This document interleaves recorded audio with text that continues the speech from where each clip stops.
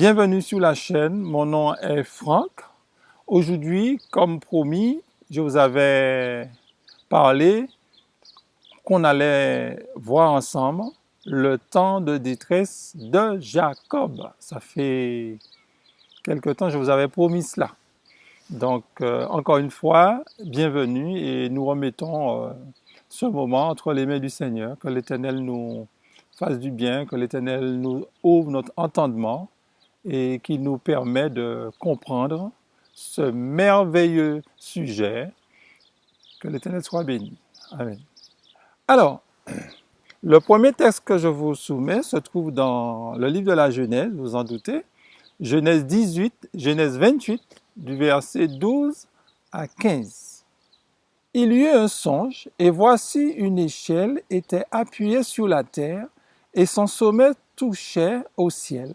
Et voici les anges de Dieu montaient et descendaient par cette échelle. Et voici l'Éternel se tenait au-dessus d'elle, et il dit, « Je suis l'Éternel, le Dieu d'Abraham, ton père, et le Dieu d'Isaac. La terre sous laquelle tu es couché, je la donnerai à toi et à ta postérité. Ta postérité sera comme la poussière de la terre.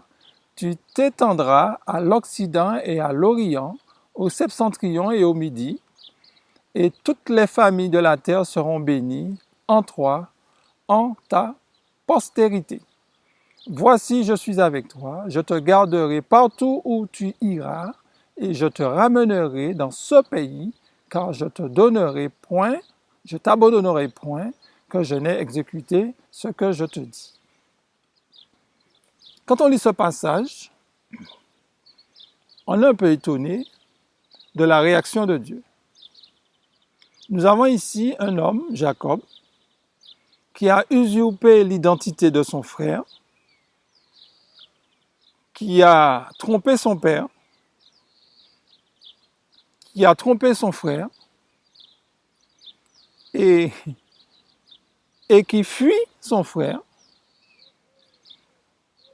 Et quand on lit ce passage, on se dit que quand Dieu va le rencontrer, quand Dieu va lui apparaître, Dieu va lui dire ce qu'il a à lui dire, Dieu va lui faire des remontrances.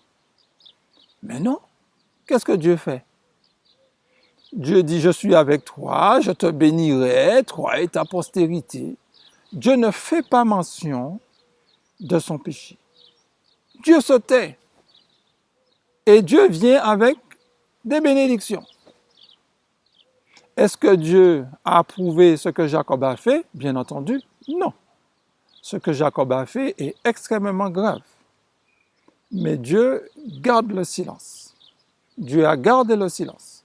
On verra pourquoi Dieu a gardé le silence. Mais notez quand même une chose, que Dieu, il sait à quel moment nous parler, il sait à quel moment toucher notre cœur. Il nous connaît. S'il avait parlé tout de suite, Jacob peut-être n'aurait pas compris. Donc il a attendu de longues années. Et nous allons voir, c'est le but de l'étude, à quel moment il va parler à Jacob. Et quand il va parler à Jacob, cela va amener une détresse. Ok? Donc, Jacob est en fuite, en cavale. Jacob rencontre Dieu. Dieu fait une apparition. Dieu lui promet une bénédiction. Et Jacob ira du côté de Laban, à Padan-Aram, n'est-ce pas? Et Jacob fera plusieurs mariages. Il aura Rachel, il aura Léa avant, il aura encore deux autres. Et Jacob aura énormément d'enfants. Et vous connaissez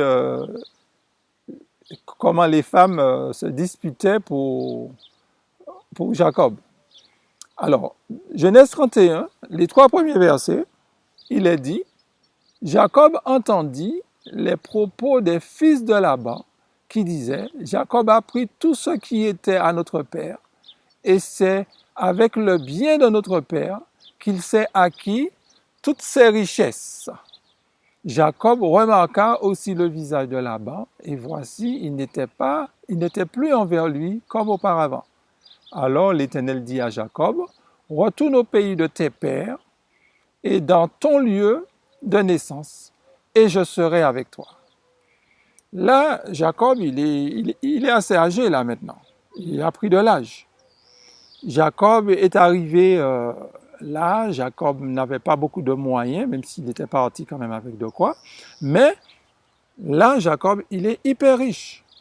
Jacob a énormément de richesses et Jacob était même plus riche que son patron Laban. OK? Et cela a suscité de la jalousie. Et comme dit le texte, le visage de Laban a changé. Et quand Jacob a vu le visage de Laban, il a compris tout de suite qu'il ne fallait pas qu'il reste là. Il ne fallait pas qu'il reste là. Ça nous est déjà tous arrivé d'aller en endroit et puis où on sent qu'on est de trop, il faut partir. Quel que soit où on aille, mais il nous faut partir. Et c'est ce qui est arrivé à Jacob. Donc, et Dieu, n'est-ce pas, va apparaître à Jacob à nouveau et Dieu va dire à Jacob de retourner dans son pays. Et quand Dieu dit à Jacob de retourner dans son pays, nous lisons cela. Mais Jacob a compris ça différemment. Jacob comprend qu'il fallait maintenant qu'il affronte son frère. Et depuis que l'Éternel lui a demandé de retourner chez lui, Jacob, à ce moment-là, qu'est-ce qui s'est passé? Jacob s'est mis à repenser son péché, sa malhonnêteté. Depuis ce moment-là, il s'est mis, sa détresse avait déjà commencé. Il était, même s'il n'avait pas encore entamé la démarche pour retourner, pour revenir chez lui, le fait que Dieu lui a dit de retourner chez lui, il savait qu'il fallait qu'il retourne. Il était déjà sur le chemin du retour. Et sur le chemin du retour, sa détresse commençait. Et sa détresse allait prendre de l'ampleur au fur et à mesure. OK?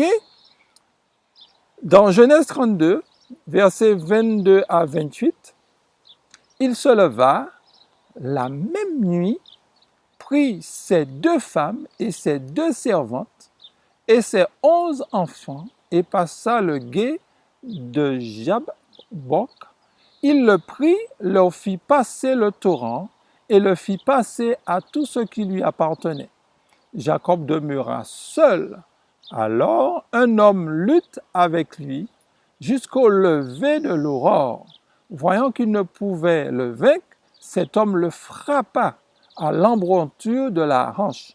Et l'embranture de la hanche de Jacob se démit pendant qu'il luttait avec lui.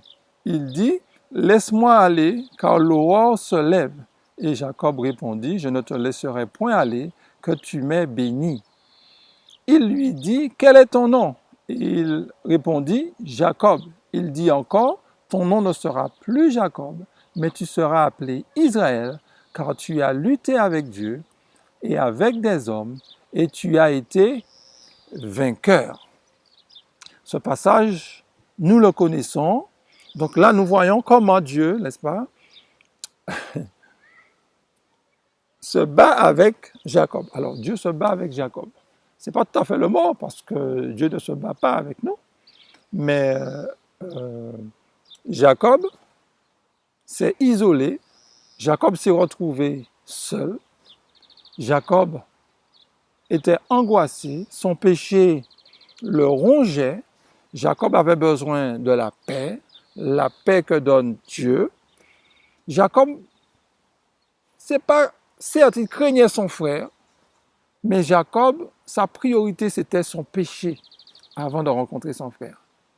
Il n'était pas quiet. Et là, il se défend. Pendant toute la nuit, il s'est défendu. Alors, nous avons le verset 5 qui nous dit « cet homme le frappa ». Mais au fait, le texte original ne dit pas « cet homme le frappa ». Il dit « quand il vit qu'il ne prévalait pas sur lui, il toucha sa jointure de sa hanche. Et la jointure de la hanche de Jacob fut démise pendant qu'il luttait avec lui. » Donc, il il a touché Jacob. Il n'a pas frappé Jacob, il a touché Jacob. Et quand il a touché Jacob, Jacob a vu qu'il luttait avec Dieu. Et il s'est accroché à Dieu et il a demandé à Dieu la bénédiction. Il n'a pas demandé à Dieu que son frère l'épargne, mais il a demandé à Dieu de le bénir. Parce qu'il avait vraiment besoin, de cette paix, mes amis.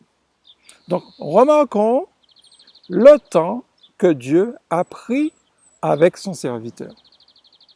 Nous, très souvent, nous sommes toujours prompts à critiquer, à exhorter. Nous ne sommes pas Dieu, vous allez me dire que c'est normal. Mais regardez que Dieu a attendu le bon moment. Et qu'est-ce que Dieu fait là? Dieu maintenant, il n'a même pas mentionné le péché de Jacob, mais Jacob a compris. C'est exactement comme Dieu a fait aussi avec Abraham. Abraham a fait sa femme passer pour sa sœur. Il a contacté un second mariage. Il a fait un enfant avec Agar. Dieu lui a rien dit non plus. Dieu lui a rien dit. Mais quand Dieu lui a demandé le fils, son fils unique, il fallait mettre les pendules à l'heure. Vous voyez? Donc c'est exactement ce qui se passe. Dans Patriarches et Prophètes, le chapitre 18, la page 175, cette région montagneuse et déserte servait de tanière aux bêtes sauvages et de repère aux détrousseurs et aux assassins. Solitaire et sans protection, courbé par l'angoisse, Jacob se prosterne jusqu'en terre. Il est minuit, tout ce qui lui est cher ici-bas est séparé de lui et court les plus grands dangers. Et ce péril où des innocents peuvent périr aux amertumes, c'est lui qui en est la cause. Sa prière monte vers Dieu, accompagnée de cris et de larmes. Soudain, il sent se poser sur lui une main puissante, croyant avoir affaire à un ennemi qui en veut à sa vie. Il s'efforce de se dégager de son entrainte. Un corps à corps silencieux s'engage. C'est à qui, dans cette lutte nocturne, l'emportera sur son adversaire. Sans se relâcher un seul instant, Jacob lutte de toute la force de son être. Et tandis qu'il défend sa vie avec énergie du désespoir, ses péchés montent devant lui comme pour le séparer de Dieu. Dans cette extrémité au souvenir des promesses divines, il demande miséricorde. Ça n'a pas besoin de commentaire. Je vous pose une question, mes amis. Jacob a-t-il dominé son frère? Non, Jacob n'a pas dominé son frère. Alors que la prophétie disait, dans Genèse 25, le verset 23, l'Éternel lui dit, « Deux nations sont dans ton ventre, et deux peuples se sépareront au sortir de tes entrailles. Un de ces peuples sera plus fort que l'autre, le plus grand sera assujetti. » Est-ce que le plus grand était assujetti au plus petit? Non. Prenez toute la vie de Jacob, vous n'allez pas voir ça. Jacob n'a pas dominé son frère, alors que la prophétie disait cela. Donc, c'est une prophétie biblique. Pendant que Moïse écrivait l'histoire, Dieu donnait une prophétie. Dieu donnait une prophétie biblique. Et Israël qui va dominer sur Ésaü, c'est simplement au temps de la fin. Alors sur la chaîne, nous avons une vidéo. Regardez la typologie de Jacob. Regardez cette vidéo et vous allez voir à quel moment Jacob vraiment va régner, non pas seulement sur Ésaü, mais sur toutes les autres nations. Regardez, visionnez cette vidéo. Donc, Jacob, son nom, il reçoit un nom nouveau. versets 26 à 30 du chapitre 32, il dit « Laisse-moi aller, car l'aurore se lève. » Et Jacob répondit « Je ne te laisserai point aller, et que tu m'aies béni. » Il lui dit « Quel est ton nom ?» Et il répondit « Jacob. » Il dit encore « Ton nom ne sera plus Jacob, mais tu seras appelé Israël, car tu as lutté avec Dieu et avec des hommes, et tu as été vainqueur. » Jacob l'interrogea en disant « Fais-moi, je te prie, connaître ton nom. » Il répondit « Pourquoi demandes-tu mon nom ?» Et il le bénit là. Jacob appela ce lieu du nom de Péniel, car, dit-il, j'ai vu Dieu face à face, et mon âme a été sauvée. Ce passage est très beau. Notez, Jacob va voir Dieu face à face. À ce moment-là, Jacob va cesser de lutter avec Dieu. Il voit Dieu face à face. Jacob, alors qu'il avait contact avec Dieu auparavant, mais il ne s'était pas encore vu. Mais quand Jacob sera imprégné de sa culpabilité, il sera assoiffé de miséricorde, il sera assoiffé de paix, là il verra la nécessité d'avoir Dieu dans sa vie. Et Dieu, à ce moment-là, il a remporté la victoire. Ce n'est pas qu'il a lutté avec Dieu, parce que la version King James dit, au verset 28, il dit « Ton nom ne sera plus appelé Jacob, mais Israël, car tu t'es comporté comme un prince avec Dieu, et avec des hommes tu as prévalu. » On ne dit pas « tu as remporté la victoire sur Dieu », on ne remporte pas la victoire sur Dieu. On dit plutôt « tu t'es comporté comme un prince », qui veut dire que tu t'es humilié. Moi qui suis ton roi, tu m'as respecté, tu m'as vu, tu m'as donné l'honneur qui m'est dû. Et quand Jacob a vu ça, son nom changeait tout de suite en Israël en vainqueur. Rappelons-nous Job. Job avait entendu parler de Dieu. Job qui pensait qu'il était juste. D'ailleurs, Dieu dit de lui qu'il était juste, il était intègre. Mais il était intègre, certes, mais face à Dieu, non. Job a dit, je n'ai pas péché, je suis juste, je suis pur. Oui, mais quand il s'est comparé à Dieu, c'est là qu'il s'est trompé. Devant Dieu, il n'y a personne pur. Devant Dieu, il n'y a personne juste.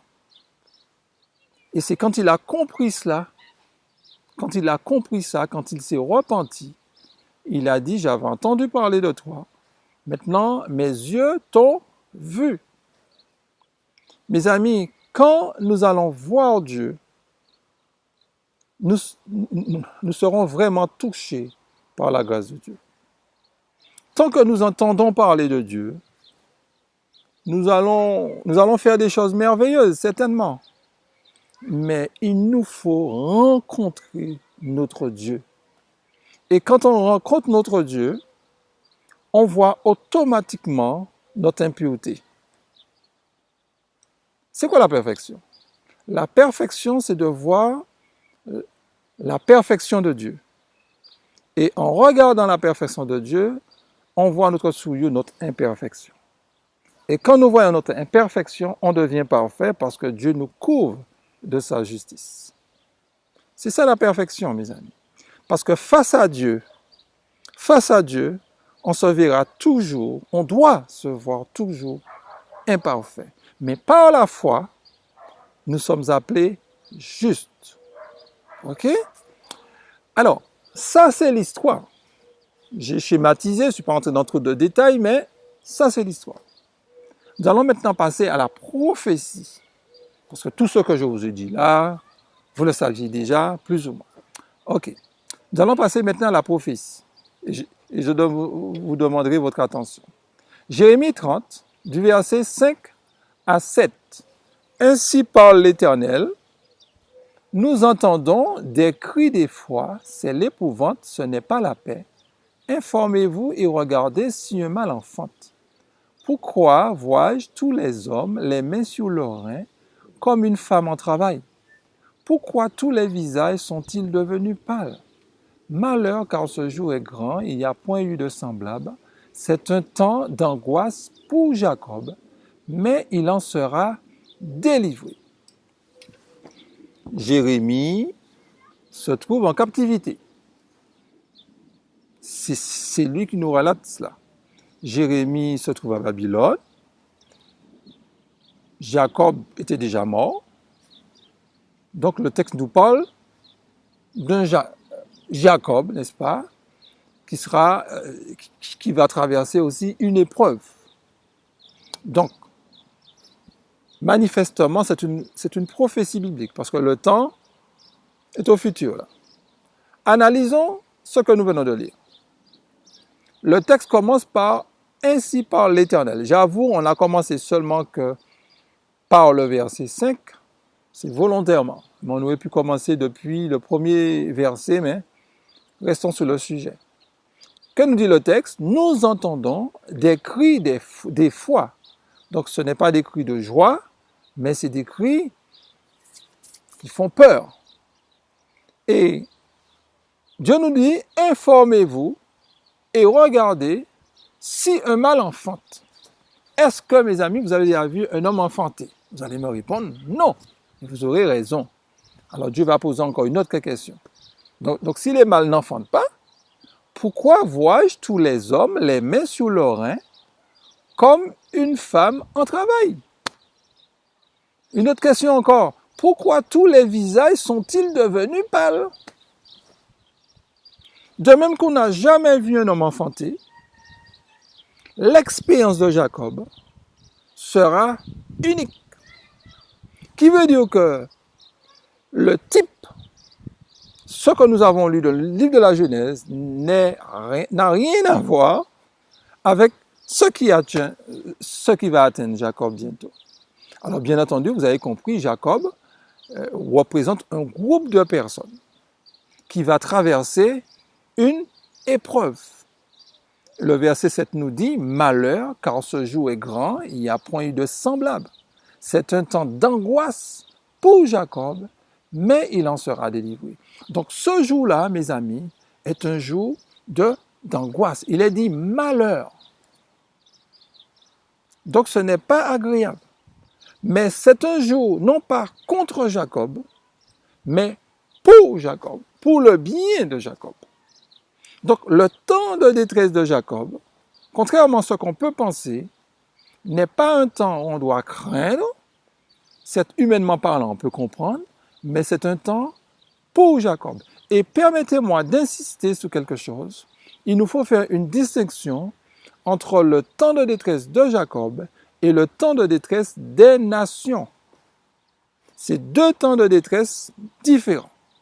Il ne faut pas confondre. Le temps de détresse de Jacob, ça concerne des Jacobites. Le temps de détresse des nations, ça va concerner des nations. Je le dis, même si je peux développer aujourd'hui le temps de détresse des nations, parce que des fois, on mélange certains passages, surtout certains passages de la Sermon du Seigneur, et ça crée un peu la confusion. Okay? Donc, ne mélangeons pas ces deux temps de détresse. Maintenant, la question est, oui, mon frère, je comprends ce que tu dis, mais pourquoi ce temps de détresse? Qu'est-ce que cela va apporter? Quelle est l'utilité? Avant de répondre directement à cette question, j'aimerais expliquer pourquoi Jacob sera en détresse. Pourquoi Jacob sera inquiet par rapport à ses péchés. Okay? Pourquoi Jacob devra traverser cette période-là? Et cette période-là sera indispensable pour Jacob, pour le salut même de Jacob. Apocalypse 3, à partir du verset 14, verset 17. Écrit à l'ange de l'église de Laodicée, voici ce que dit l'Amen, le témoin fidèle et véritable, le commencement de la création de Dieu. Je connais tes œuvres, je sais que tu n'es ni froid ni bouillant. Puisses-tu être froid ou bouillant, ainsi parce que tu es tiède et que tu n'es ni froid ni bouillant, Je te vomirai de ma bouche parce que tu dis, je suis riche, je me suis enrichi, je n'ai besoin de rien. Et parce que tu ne sais pas que tu es malheureux, misérable, pauvre, aveugle et nu. Ici, nous avons, comment vous dire ça? Une analyse de deux personnes, d'une situation. Nous avons la première analyse du témoin fidèle, qui est appelé la mène, la vérité. Nous avons une autre analyse, notre évaluation de l'ange de l'église Laodicée. Les deux donnent deux rapports différents, deux rapports contradictoires. Donc il y a un rapport, il y a un qui ment. Celui qui ment, qui ne dit pas la vérité, si vous préférez, c'est certainement l'ange qui se trompe. Et non pas l'amène, non pas la vérité, puisque Jésus ne dit pas la vérité, Jésus est la vérité.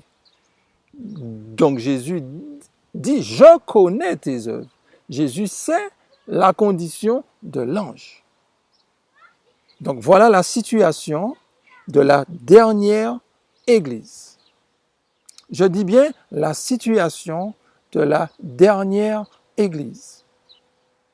L'ange dit, je n'ai besoin de rien. Nous disons, parlons vrai, nous n'avons besoin de rien.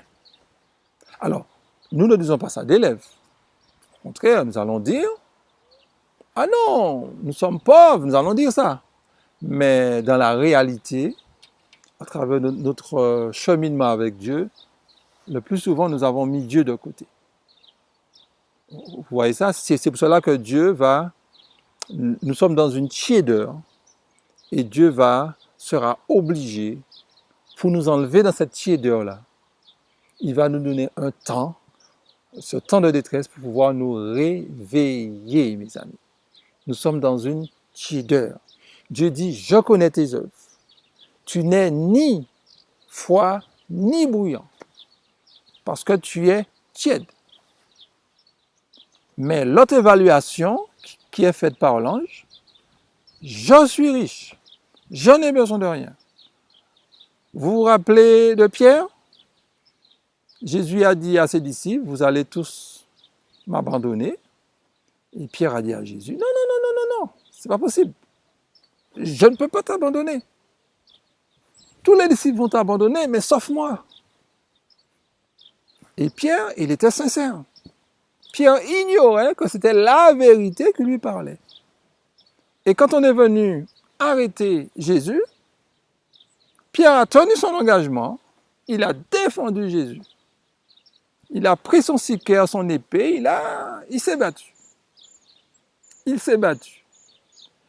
Mais Jésus a eu une attitude qui l'a peiné. Jésus a recollé l'oreille du soldat. Jésus a recollé l'oreille. Et Pierre n'a pas accepté ça. Et Pierre a regardé Jésus, Jésus lui a fait honte. Parce que le Romain, c'était son ennemi.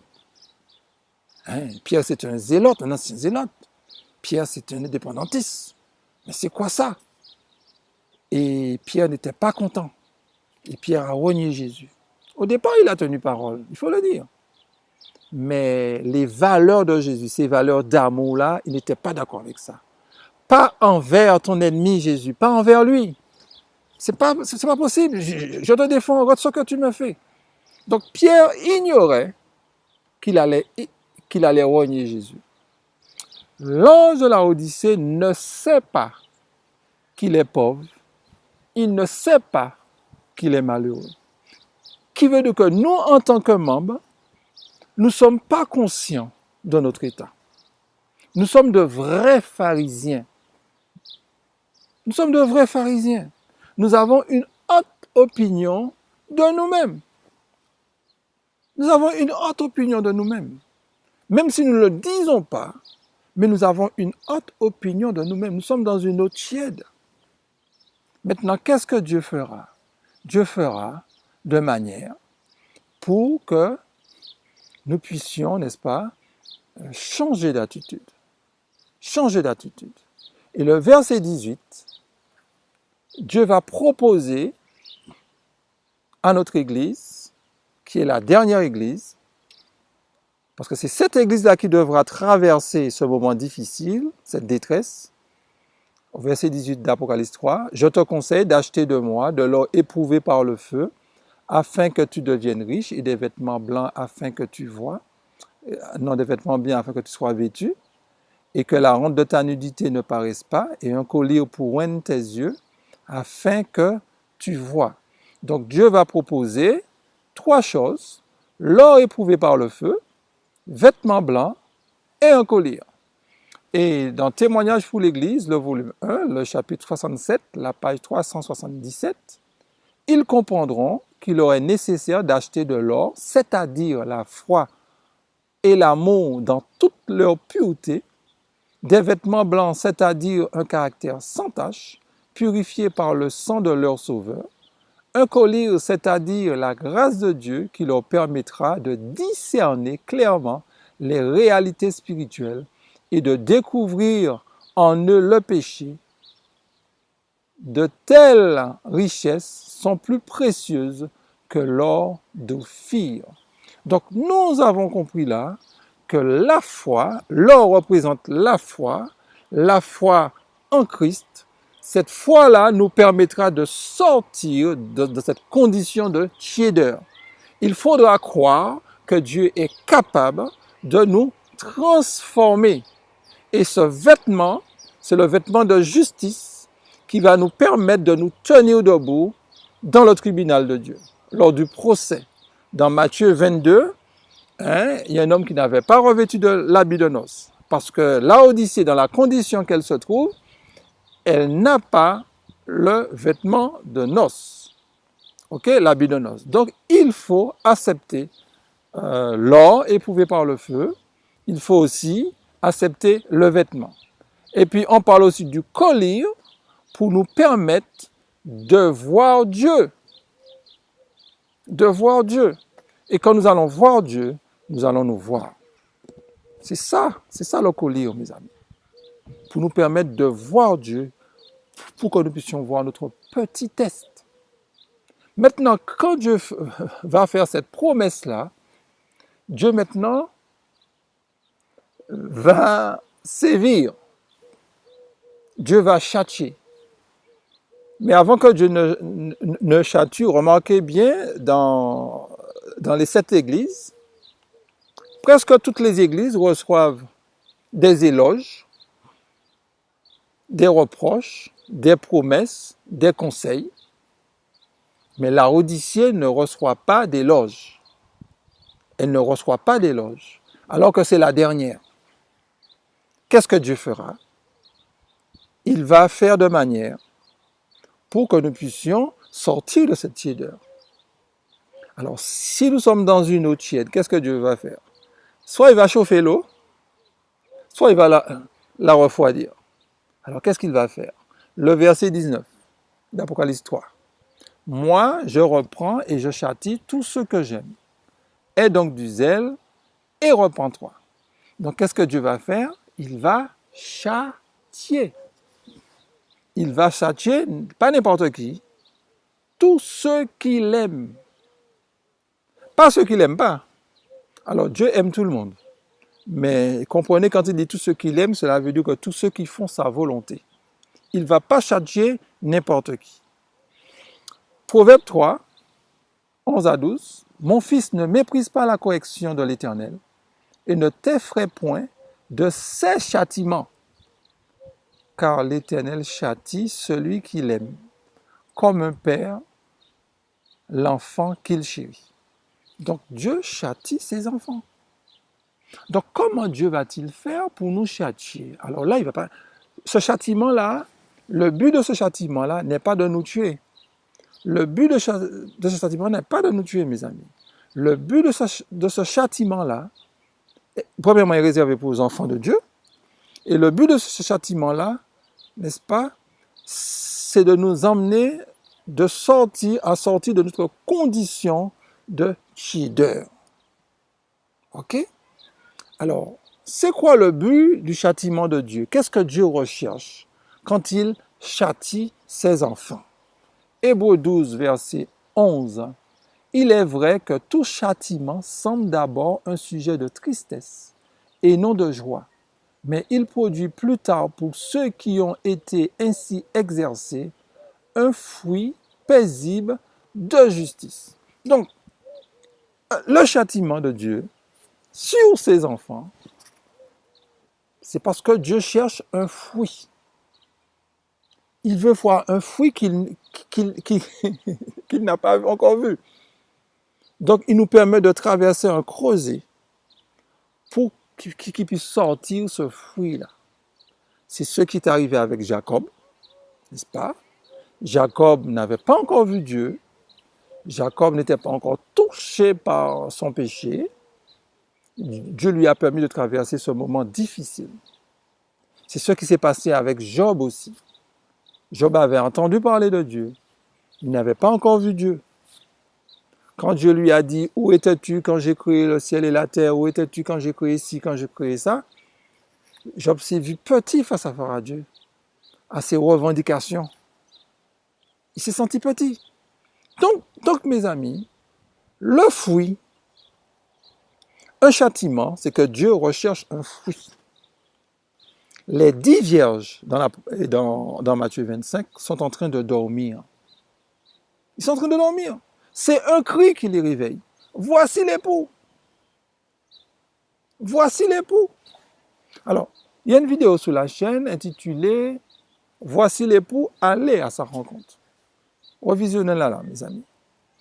C'est parce que dans cette vidéo, je mets l'accent sur ce qui va réveiller les 10 vierges. C'est le cri de minuit qui va réveiller et les 10 vierges dorment. Pas 5, les 10 dorment. Donc, ce temps-là, le châtiment de Dieu est indispensable. Donc, Jacob aura affaire avec Dieu. Les Jacobites auront affaire avec Dieu. Les Jacobites seront châtiés. Et nous allons revenir dans le livre de Jérémie. Et je vais vous montrer ce que je viens de vous dire là. Dans Jérémie, nous allons lire le verset 8. « En ce jour-là, dit l'Éternel des armées, je briserai son joug au-dessus de ton cou, je romprai tes liens, et des étrangers ne t'assiégeront plus. » Donc, notez ici qu'en ce jour-là, quand Jacob sera en détresse, Dieu va briser le joug de ses ennemis sur nous, sur notre cou. Alors, il faudrait identifier ces personnes.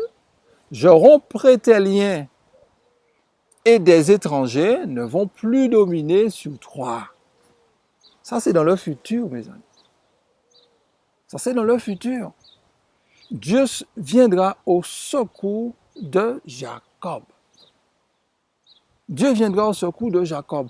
On ne sera plus dominé par les hommes politiques, par toutes les règles qu'ils mettent sur nous. Ok? On sera plus dominé par ces personnes. Mes amis, le climat social va changer bientôt. Les enfants de Dieu, en ce moment, sont à l'aise, plus ou moins. Quand ils sont à l'aise, des fois, vous me donnez un peu de remontrance. Quand je dis à l'aise, je ne suis pas en train de dire que la vie est belle. Loin de moi cette idée. Je suis bien placé. Mais c'est simplement, les enfants de Dieu ne sont pas attaqués d'une manière particulière. La vie est dure pour tout le monde. OK? La vie est dure pour tout le monde. Mais le temps de détresse va concerner Jacob. Je vous donne une preuve dans le premier écrit. Un décret fut promulgué ordonnant l'extermination des saints, ce qui amena ceux-ci à crier jour et nuit pour obtenir la délivrance. C'était le temps de détresse de Jacob. Tous les saints dans l'angoisse implorèrent le Seigneur et il les délivra par sa voix puissante. Et les 144 000 triomphèrent, leur visage était illuminé de la gloire de l'Éternel. Donc, ce passage est assez puissant.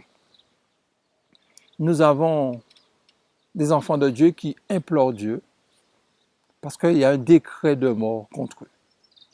le décret de mort, c'est contre Jacob. Le décret de mort n'est pas sous les autres personnes, c'est contre Jacob. Jacob, on va chercher à le tuer.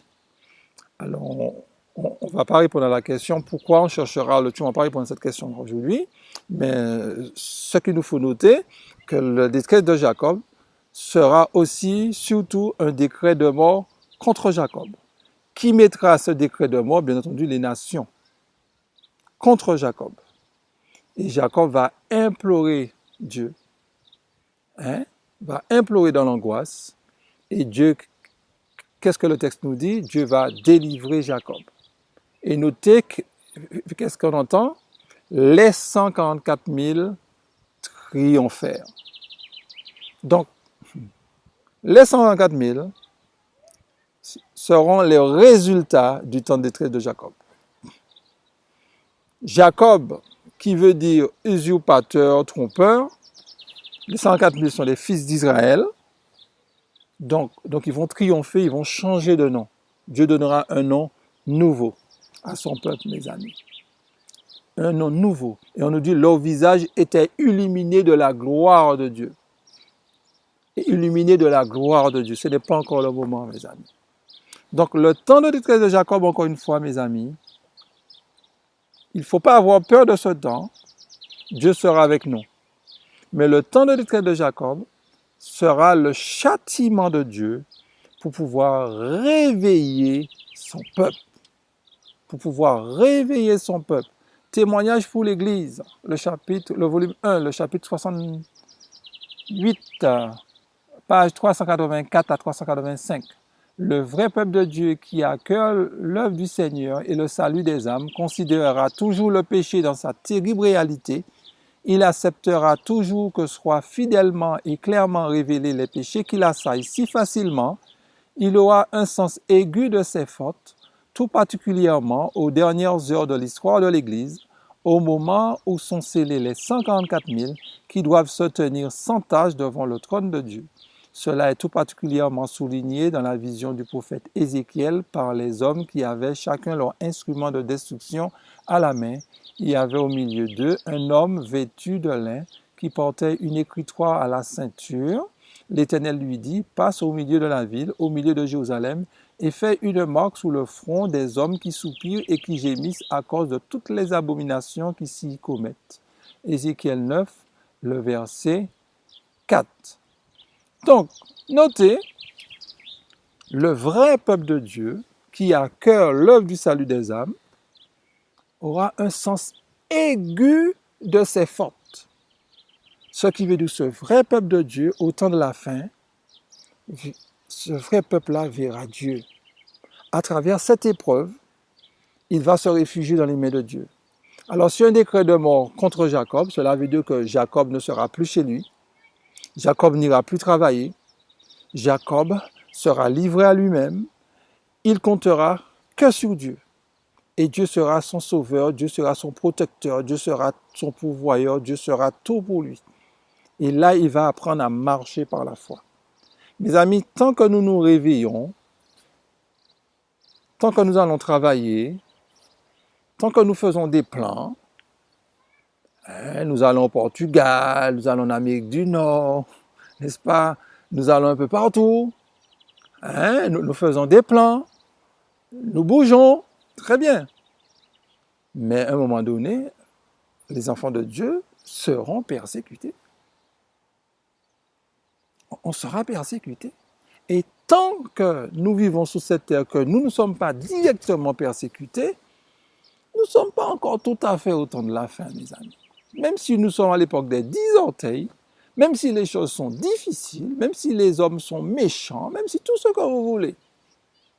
Mais les enfants de Dieu ne sont pas encore attaqués. Quand les enfants de Dieu seront attaqués, là, on pourra parler vraiment. J'entends des fois, il est minuit moins 5, minuit moins 1, il est quelques secondes, etc. On spécule. Mais mes amis, on ne va pas spéculer, mais à un moment donné, quand le temps de détresse de Jacob arrivera, là, on saura que l'heure il est, mes amis. Parce qu'on sera en danger, mes amis. OK?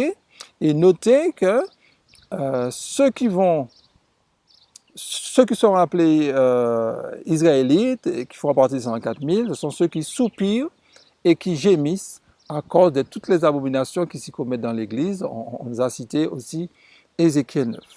Alors, le châtiment sous les enfants de Dieu, ce n'est pas Ézéchiel 9. Le châtiment sous les enfants de Dieu, c'est d'abord sur ceux qu'il aime. Maintenant, dans le temps de détresse de Jacob, on pourra inclure aussi Ézéchiel 9, mais qui fera la finition. Ézéchiel 9, à ce moment-là, Dieu va, une fois qu'il va éprouver tous ses enfants, Jacob sera scellé. Une fois Jacob sera scellé, il pourra châtier, cette fois-ci, physiquement, cette fois-ci, comme nous venons de lire, les méchants au sein de la dénomination. Alors, méchants, cela veut simplement dire ceux qui n'ont pas fait la volonté du Seigneur. OK? Donc, c'est extrêmement important ce que nous parlons. C'est extrêmement important. Alors, revenons dans Jérémie, le chapitre 30, pour amorcer la fin. 12 à 17. Ainsi parle l'Éternel, ta blessure est grave, ta plaie est douloureuse. Nul ne défend ta cause pour bander ta plaie. Tu n'as ni remède, ni moyen de guérison. Tous ceux qui t'aimaient t'oublient. Aucun ne prend souci de toi. Car je t'ai frappé comme frappe un ennemi. Je t'ai châtié avec violence à cause de la multitude de tes iniquités, du grand nombre de tes péchés. Pourquoi te plaindre de ta blessure, de la douleur que cause ton mal? C'est à cause de la multitude de tes iniquités, du grand nombre de tes péchés, que je t'ai fait souffrir ces choses.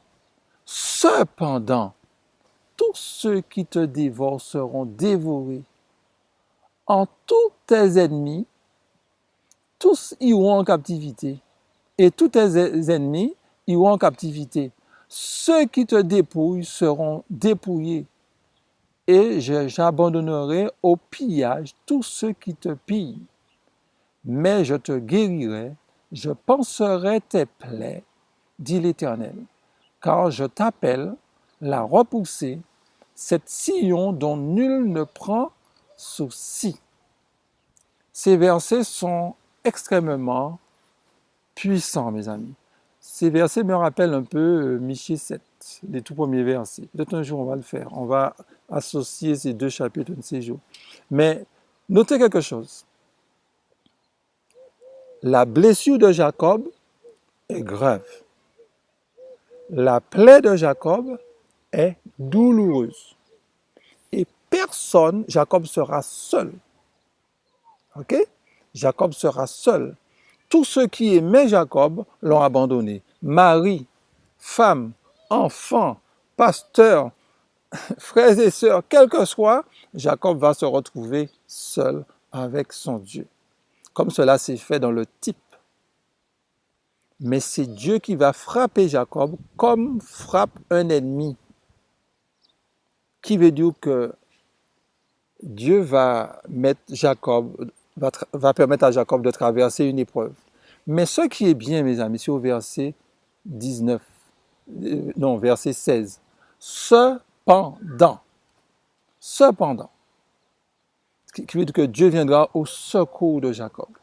Dieu ne permettra pas à Jacob de mourir.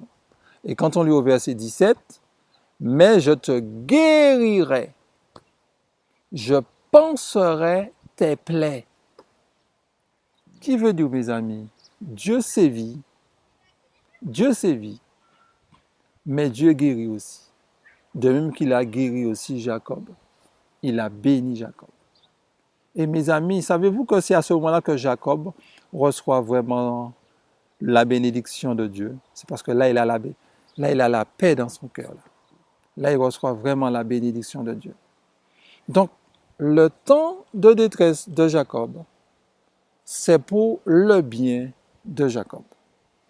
Il y aurait beaucoup à dire sur cette étude.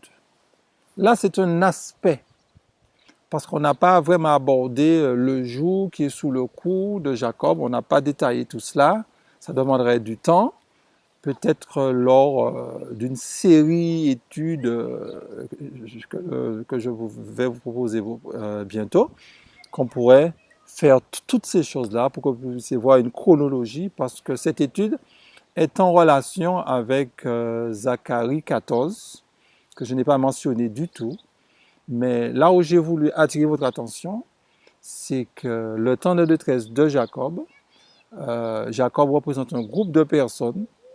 Jacob va concerner l'Église de Dieu qui est dans une situation de tiédeur, et ça sera le châtiment de Dieu pour ses enfants, pour permettre aux enfants de Dieu de revenir à lui. Et tous ceux qui ne sont pas revenus à lui, malheureusement, seront éliminés, mes amis. Et cela s'accomplira avant le grand cri, mes amis. Avant le grand cri, avant l'image de la bête. Parce qu'au moment de l'image de la bête, contrairement à ce qu'on pense, l'Église, elle sera soudée, l'Église sera remplie de la puissance du Saint-Esprit. Et elle devra éclairer la terre, elle devra dire aux gens de ne pas prendre l'image de la bête. L'Église ne sera pas faible au moment de l'image de la bête. Il y a certains textes qui semblent dire, pas de la Bible, hein, de l'Esprit prophétique, qui semblent dire que l'Église sera dans une faiblesse. Il faudrait revoir tous ces textes. Mais mes amis, au moment où l'image de la bête sera en vigueur, l'Église sera revêtue de la puissance du Saint-Esprit. Alors, je disais que l'Église, je reprends, quand on parle du temps des traits de Jacob, ce que j'ai voulu voir avec vous aujourd'hui, mes amis, c'est de vous montrer que Jacob, le type, aura un antitype. Cet antitype-là s'accomplira au moment à l'église de la Odyssée, la dernière église. La dernière église se trouve dans une situation, elle est dans une condition de tiédeur, et Dieu, pour la faire sortir de cette condition-là, qu'est-ce que Dieu fera? Dieu va la châtier. Va la châtier à travers une épreuve, ce qu'on appelle le temps des traits de Jacob. Et ce temps-là permettra à Jacob, n'est-ce pas, de voir Dieu et de recevoir aussi son scellement. Et tous ceux qui n'ont pas été scellés seront éliminés, parce que je vous ai donné le texte de témoignage pour l'Église, où la servante du Seigneur voit aussi Ézéchiel, le chapitre 9. Donc, dans le temps des traits de Jacob, il y a le scellement, mais dans le temps des traits de Jacob, il y a aussi la fin du scellement, mais il y a aussi au moment où Dieu va frapper ceux qui n'ont pas eu le sceau. Alors, que Dieu nous bénisse, mes amis. N'attendons pas ce moment pour sortir de cette tiédeur. Non, c'est pas ce que je veux dire. Aujourd'hui, si vous entendez ma voix, n'endurcissez pas votre cœur. Donc, Dieu, il frappe à la porte. C'est le verset 20 d'Apocalypse 3 qui le dit. Il frappe à la porte et il veut souper avec nous. Il frappe à la porte avec un message de réveil, un message de réforme. Et à travers ce message, nous trouvons la justice du Christ, mes amis. Alors, puisse Dieu nous bénir et nous nous retrouverons une autre fois pour un autre sujet. Puisse Dieu nous bénir.